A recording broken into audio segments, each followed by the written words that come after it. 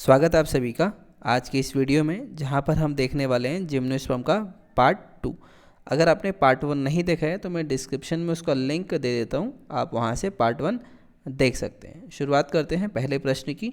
हमसे पूछा है पाइनस की जो लकड़ी होती है वो कैसी होती है। तो पाइनस की जो लकड़ी होती है वो होती है पिक्नोजैलिक। पिक्नोजैलिक का मतलब होता है वो लकड़ी जिसमें पार्टिकल्स जो हैं वो बहुत पास पास अरेंज्ड होते हैं, ठीक है, और उनके बीच में कोई भी गैप मौजूद नहीं होता है। मतलब ये क्या होती है, कॉम्पैक्टली अरेंज्ड और हार्ड होती है। किसकी?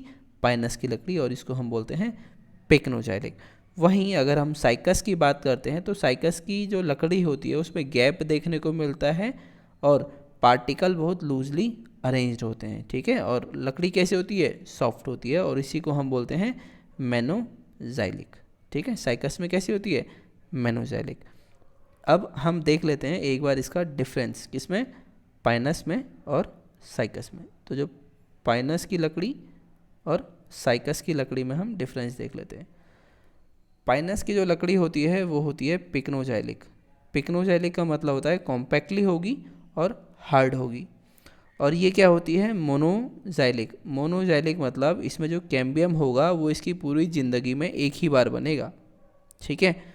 वहीं अगर हम साइकस की बात करते हैं तो साइकस की लकड़ी होती है मेनोजैलिक। मेनोजैलिक मतलब पार्टिकल्स लूजली अरेंज्ड होंगे और ये कैसी होगी? सॉफ्ट होगी साइकस की लकड़ी, ठीक है। इसीलिए ये कोई भी काम में नहीं आती है या फिर यूजलेस होती है, ठीक है। और अगला है, इसमें कैम्बियम जो है वो इसकी ज़िंदगी में बार बार बनता रहता है। मतलब इसकी लाइफ साइकिल में बार बार बनता रहता है कैम्बियम, इसीलिए इसको बोलते हैं पॉलीजैलिक, ठीक है। या मैं बोलूँ पॉलीजैलिक वुड जो प्रेजेंट होती है, किस में प्रेजेंट होती है? साइकस में। तो आपको ये बात याद रखनी है, पाइनस की वुड पिक्नोजैलिक और मोनोजैलिक, साइकस की वुड मेनोजैलिक और पॉलीजैलिक, ठीक है। चलते हैं अपने अगले क्वेश्चन की ओर अब, ठीक है। स्क्रीनशॉट लेते रहना साथ में, क्योंकि मैं ऐसे रब करता रहूँगा, क्योंकि इसमें और स्पेस है ही नहीं यहाँ पे, है ना। तो मैं इसको रब करता रहूँगा, आप जो है अपना उतारते रहें या स्क्रीनशॉट लेते रहें। जिम्नोस्पर्म में जो बीज होता है उसके अंदर कितनी जनरेशन्स होती हैं? तो इसके अंदर होती हैं 3 जनरेशन्स, ठीक है। देखिए कैसे। साइकस का जो सीड होता है या जिम्नोस्पर्म का जो सीड होता है उसमें सबसे अंदर की तरफ जो बीच में मौजूद होता है वो क्या होता है? एम्ब्रियो, ठीक है। एम्ब्रियो बोलूँ या जाइगोट बोलूँ, जिसको हम बोलते हैं भ्रूण, ठीक है। ये होता है हमारा नेक्स्ट स्पोरोफाइटिक जनरेशन। तो ये हो गई हमारी पहली जनरेशन। इसी के बाहर हमारा क्या मौजूद होता है?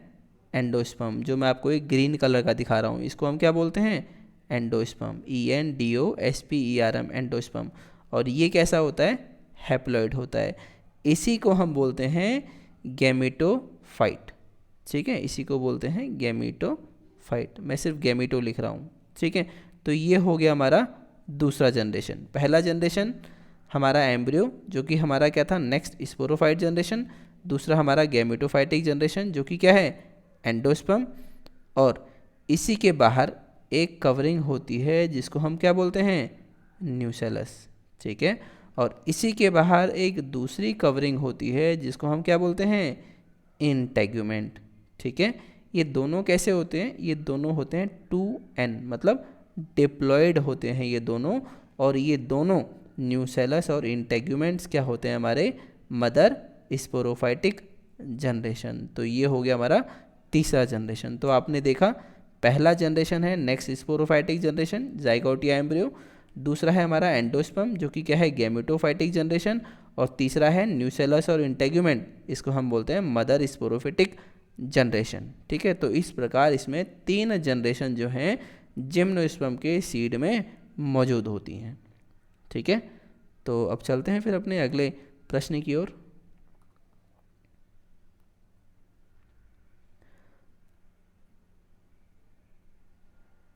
अगला प्रश्न है हमारा, जो हमारे सीलिएटेड मेल गैमीट होते हैं वो किस में प्रेजेंट होते हैं? सीलिएटेड मतलब जिनमें सीलिया प्रेजेंट होता है।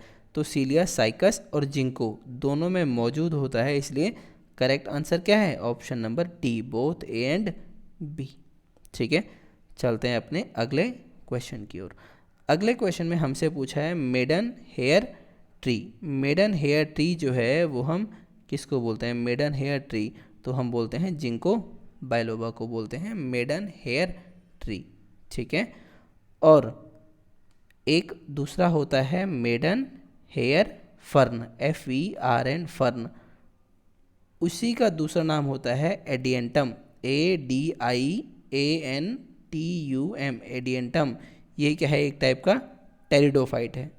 ये क्या है? मेडन हेयर फर्न, जिसको बोलते हैं एडियंटम।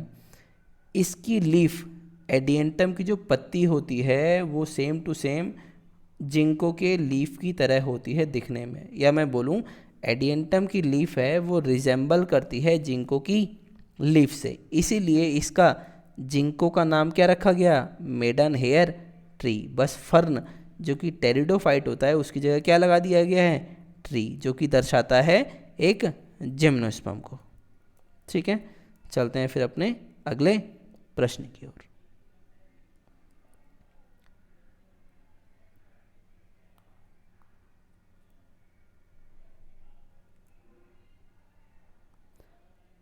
अगला प्रश्न है हमारा, which is commonly called as living fossil. किसको हम लिविंग फॉसिल के नाम से जानते हैं? तो आपको पता होगा लिविंग फॉसिल हम साइकस और जिंको दोनों को बोलते हैं, साइकस जिंको। और एक और होता है जिसको हम बोलते हैं Meta sequoia, METASEQUUOIA, Meta sequoia. ये इन तीन को हम बोलते हैं लिविंग फॉसिल, या इनको जीवित जीवाश्म कहते हैं। अब देखो दुविधा ये है कि हम इसको किसको, कौन से आंसर को सही लगाएं, साइकस को या जिंको को। तो जब ऐसा कभी भी आपको देखा जाएगा साइकस या जिंको, तो आपका करेक्ट आंसर क्या होगा? जिंको होगा, ठीक है। आपका जिंको बाइलोबा क्या होगा? लिविंग फॉसिल, अगर दोनों ऑप्शन हैं तो। नहीं तो अगर जिंको ऑप्शन में नहीं है उस केस में आपका साइकस क्या होगा? करेक्ट आंसर होगा, ठीक है। या फिर ऑप्शन नंबर सी दिया हो, ऑप्शन नंबर डी दिया होता या बी दिया होता, बोथ ए एंड सी करके, तो वो क्या होता? हमारा करेक्ट आंसर होता, ठीक है। कहने का मतलब है लिविंग फॉसिल जो हैं वो टोटल तीन ही हैं, साइकस, जिंको बाइलोबा और मेटासिकोया। अब आप देख लेना आपका ऑप्शन किस हिसाब से दिया हुआ है, ठीक है। तो चलते हैं अगले क्वेश्चन की ओर। अगले क्वेश्चन में हमसे पूछा गया है जो लिविंग फॉसिल है वो जापान में कौन है? जापान में जो हम लिविंग फॉसिल कहते हैं वो कहते हैं साइकस रेवोल्यूटा को, ठीक है। साइकस रेवोल्यूटा को क्या बोलते हैं? जापान का लिविंग फॉसिल, ठीक है।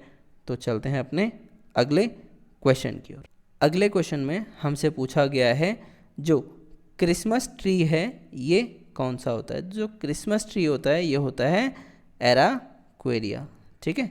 एराक्वेरिया को हम बोलते हैं क्रिसमस ट्री, और इसी को हम बोलते हैं मंकी पजल ट्री, ठीक है। मंकी पजल ट्री भी हम इसी को बोलते हैं। अगला है लार्जेस्ट ऑर्डर कौन सा है मॉडर्न जिम्नोस्पर्म का? तो लार्जेस्ट ऑर्डर जो होता है हमारा जिम्नोस्पर्म का वो क्या है? कॉनिफरेल्स। कॉनिफर्स जो होते हैं, मतलब जिसमें कॉनिफर्स आते हैं, वो क्या है? लार्जेस्ट ऑर्डर होता है इसका, ठीक है।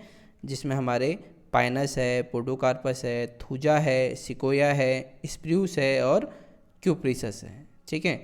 और अगर पूछा होता हाईएस्ट ऑर्डर तो हमारा आंसर क्या होता? नीटेल्स। हाईएस्ट ऑर्डर होता है नीटेल्स और लार्जेस्ट ऑर्डर होता है कोनिफर्स, ठीक है, या कोनिफरेल्स, ठीक है। चलिए अगला क्वेश्चन। अगले क्वेश्चन में है मैक्सिमम सेल्यूलोज, सबसे ज़्यादा सेल्यूलोज कंटेंट जो है वो किस में मिलता है? वो मिलता है स्प्रूस में, जिसको हम बोलते हैं पिसिया। और ये जो सेल्यूलोज है, सेल्यूलोज से हम बनाते हैं पेपर, ठीक है, कागज़ बनाते हैं जिसमें आप लिखते हैं, ठीक है।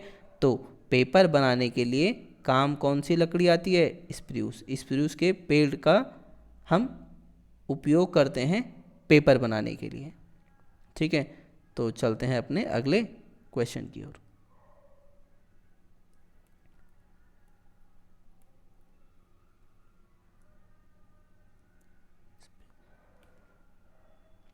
अगला क्वेश्चन है which is commonly known as jointed fur. इनमें से किसको हम जॉइंटेड फर बोलते हैं? ये फिर नहीं है, फर है, जॉइंटेड FUR। जॉइंटेड फर किसको बोलते हैं? एफिड्रा को हम जॉइंटेड फर के नाम से जानते हैं। अगला क्वेश्चन है जिम्नोस्पर्म में जो ट्रिपल फ्यूजन है वो क्या होता है।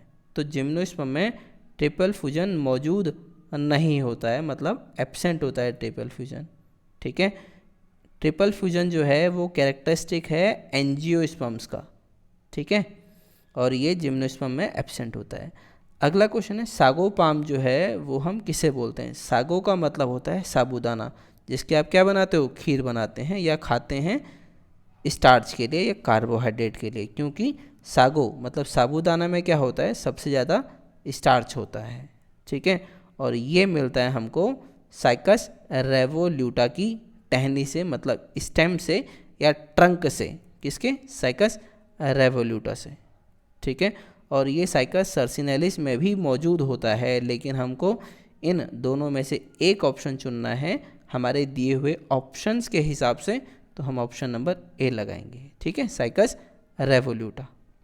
चलते हैं अपने अगले क्वेश्चन की ओर। अगले क्वेश्चन में हमसे पूछा है इन जिम्नोस्पर्म पोलन ड्रॉप इज। जो हमारा जिम्नोस्पर्म है इसमें पोलन ड्रॉप क्या होता है, तो न्यूसेलस के सीक्रीशन को, न्यूसेलस के सीक्रीशन को हम बोलते हैं पोलन ड्रॉप।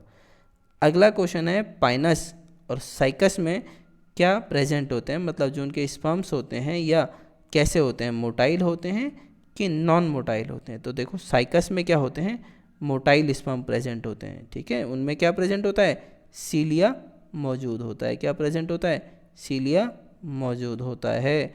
तो ऑप्शन नंबर सी सही होगा, साइकस में मोटाइल, पाइनस में नॉन मोटाइल। ठीक है, चलते हैं अगले क्वेश्चन की ओर। अगले क्वेश्चन में हमसे पूछा है जो हमारे जिम्नोस्पर्म हैं ये किस प्रकार एंजियोस्पर्म से अलग होते हैं। तो आपको पता है जिम्नोस्पर्म में जो ओव्यूल होता है वो कैसा होता है, नेकेड ओव्यूल, नेकेड ओव्यूल मौजूद होता है। तो मतलब हमारा ऑप्शन नंबर सी करेक्ट होगा। ठीक है, अगला है इन प्लांट्स, प्लांट में जो लार्जेस्ट एग, सबसे बड़ा एग जो है वो किस में प्रेजेंट होता है, तो वो साइकस में होता है। लार्जेस्ट एग पूछ ले, लार्जेस्ट ओव्यूल पूछ ले, लार्जेस्ट मेल गैमेटोफाइट पूछ ले, लार्जेस्ट फीमेल गैमेटोफाइट पूछ ले। ठीक है, सबका आंसर क्या होगा, साइकस होगा। ठीक है, चलते हैं अगले क्वेश्चन की ओर। अगले क्वेश्चन में हमसे पूछा गया है इनमें से कौन सा एक इवोल्यूशनरी फीचर है ऑल्टरनेशन ऑफ जनरेशन के लिए। ठीक है, तो ऑल्टरनेशन ऑफ जनरेशन में देखते हैं स्पोरोफाइट का ग्रेजुअल इलेबोरेशन होता है। ठीक है, तो मतलब ऑप्शन नंबर ए हमारा करेक्ट होगा। ठीक है, चलते हैं अगले क्वेश्चन की ओर। अगले क्वेश्चन में हमसे पूछा गया है जिम्नोस्पर्म लैक, मतलब जिम्नोस्पर्म में क्या चीज़ नहीं होती है। तो आप देखेंगे जिम्नोस्पर्म में वेजिटेटिव रिप्रोडक्शन एब्सेंट होता है। वेजिटेटिव रिप्रोडक्शन का मतलब होता है प्लांट के किसी भी वेजिटेटिव पार्ट से एक नए प्लांट का बनना। ठीक है, ऐसा इसमें नहीं होता है। जैसे लीफ लिया, लीफ से कोई नया प्लांट बन गया, या रूट से कोई नया प्लांट बन गया, या स्टेम से कोई नया प्लांट बन गया, ऐसा नहीं देखने को मिलता है जिम्नोस्पर्म में। ठीक है, नेकेड सीड जो है जिम्नोस्पर्म में, इसका क्या मतलब होता है, तो नेकेड सीड का मतलब होता है कि सिर्फ बीज मौजूद होंगे, इनके बाहर कोई भी वॉल मौजूद नहीं होगी। ठीक है, या मैं बोलूँ इनके बाहर जो फ्रूट है वो मौजूद नहीं होगा, जो कि ओवरी जो है वो किस में कन्वर्ट होती है फर्टिलाइजेशन के बाद, फ्रूट में, तो वो नहीं देखने को मिलती है। यही लिखा गया है, seed not enclosed in ovary wall. तो ऑप्शन नंबर सी करेक्ट होगा हमारा। ठीक है, चलते हैं अगले क्वेश्चन की ओर। अगले क्वेश्चन में हमसे पूछा गया है resin and turpentine obtain from. Resin और टर्पेंटाइन मतलब तारपीन का तेल, टर्पेंटाइन ऑयल हमको किससे मिलता है, ये मिलता है पाइनस से। ठीक है, अगला क्वेश्चन है किसके बीज को हम चिलगोजा कहते हैं। तो पाइनस जियार्डेना का जो बीज होता है उसको हम क्या बोलते हैं, चिलगोजा बोलते हैं। और ये क्या होता है, न्यूट्रिटिव होता है या न्यूट्रिशियस होता है। ठीक है, मतलब पोषक तत्व इसमें पाए जाते हैं। चलते हैं अपने अगले क्वेश्चन की ओर।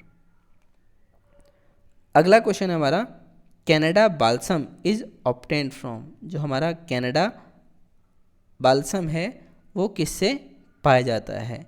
तो कनाडा बाल्सम जो है वो हमें मिलता है अबीस की प्रजाति से, मतलब जीनस एबीस से, एबीस जीनस से मिलता है। और कनाडा बाल्सम एक टाइप का क्या है? टर्पेंटाइन है, मतलब तारपीन है, जो कहाँ पर इस्तेमाल होता है? बायोलॉजिकल प्रिपरेशन में या फिर माउंटिंग में इस्तेमाल होता है। ठीक है। अगला है वुड गैस और वुड तार किससे मिलता है?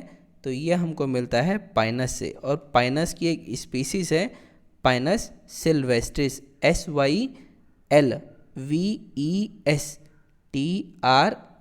सिल्वेस्ट्रिस से हमको ये मिलता है वुड गैस, वुड तार और साथ में would alcohol, would ALCOHOL, alcohol. ये तीनों पदार्थ हमको मिलते हैं पाइनस सिल्वेस्ट्रिस से। अगला क्वेश्चन है जो मनीला कोपल है, ये एक टाइप का रेजिन है, ये हमको किससे मिलता है? तो ये अगैथिस की प्रजाति से मिलता है। अगैथिस की स्पीसीज से हमको एक स्पेशल टाइप का रेजिन मिलता है जिसका नाम क्या होता है? मनीला कोपल। चलते हैं अपने अगले प्रश्न की ओर, जो कि होगा हमारी आज की वीडियो का आखिरी प्रश्न, जो कि है ब्लू पाइन के नाम से हम किससे जानते हैं? तो ब्लू पाइन जो होता है वो होता है हमारा पाइनस वाल्चियाना। पाइनस वाल्चियाना को हम ब्लू पाइन के नाम से जानते हैं, और इसी को ही हम एक दूसरे नाम से जानते हैं जिसका नाम होता है KAIL, केल पाइन। ठीक है। तो पाइनस के दो नाम हैं, पाइनस वाल्चियाना के दो नाम हैं, ब्लू पाइन और केल पाइन। ठीक है। और पाइनस वाल्चियाना का ही दूसरा नाम है पाइनस एक्सेल्सा, EXCELEXCELSA।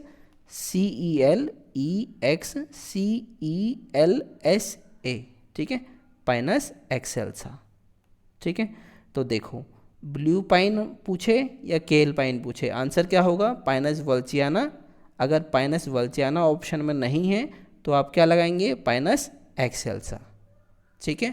तो आज की वीडियो में इतना ही, बाकी मिलते हैं आपसे अगली वीडियो में।